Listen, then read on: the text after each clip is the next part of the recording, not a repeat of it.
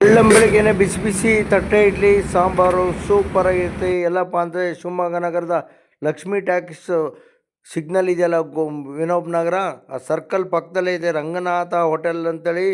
ಅದ್ಭುತವಾದಂಥ ನೋಡಿ, ಸಾಗು ದೋಸೆ ಕಂಡ್ರಿ. ಇದು ಸಾಗು ಹಾಕಿ ದೋಸೆ ಮಾಡ್ತಾರೆ, ಬರೇ 30 ರೂಪಾಯಿ. ತುಪ್ಪ ಹಾಕಿ ಕೊಡ್ತಾರೆ, ಸೂಪರ್ ಆಗಿರುತ್ತೆ, ಬಂಬ ಟೇಸ್ಟು, ಸಖತ್ತೋ ಸಖತ್ತು.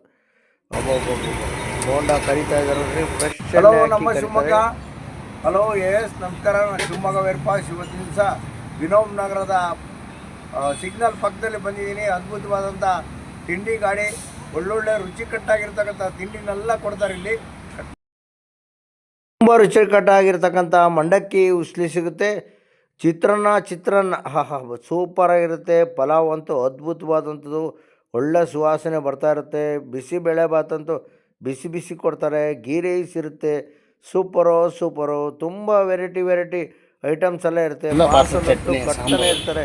ವಿಶೇಷವಾಗಿ ಮಸಾಲೆ ದೋಸೆ ಸವಿ ರುಚಿ ನೋಡೋದು ಮರಿಬೇಡಿ. ನಮಸ್ಕಾರಗಳು.